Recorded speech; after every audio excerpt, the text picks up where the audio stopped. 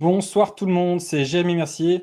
Je suis ravi de vous retrouver ce soir pour ce 52e épisode de Science en conscience. Mon invité ce soir est Denis Agré, médecin urgentiste et médecin de santé publique, qui va parler avec nous d'obligations vaccinales chez les enfants en France en particulier, puisque c'est le cas qu'on connaît le mieux.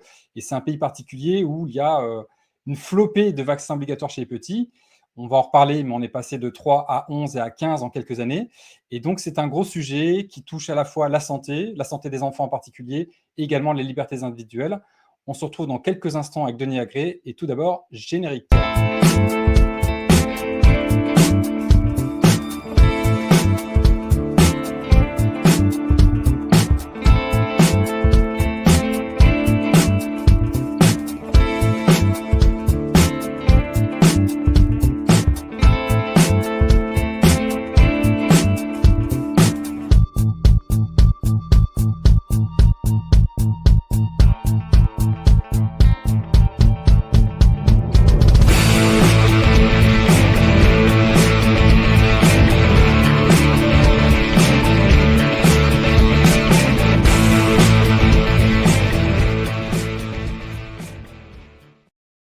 Donc, nous voilà tous ensemble ce lundi 4 août, il est à peu près 20h30 en Europe de l'Ouest.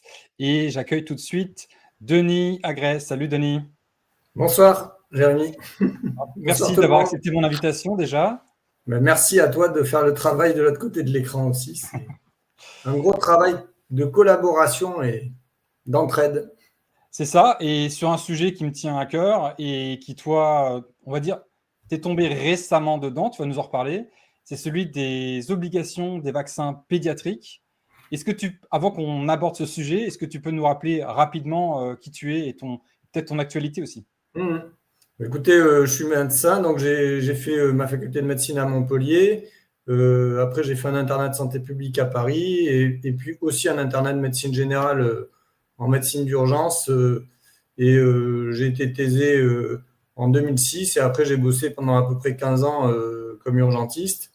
Et aussi à côté, je travaillais comme plus dans un métier qui a rapport avec la santé publique, sur le département d'information médicale. C'est là où on traite les bases de données hospitalières qui sont notamment collectées à l'Agence technique d'information d'hospitalisation. Et c'est des bases de données de santé nationale qui sont collectées sur tous les hôpitaux publics et privés. Donc c'est aussi un aspect qui m'a permis de énormément critiquer ce qui se passait pendant le Covid et maintenant aussi d'avoir une lecture, on va dire, un peu de scientifique, de recherche.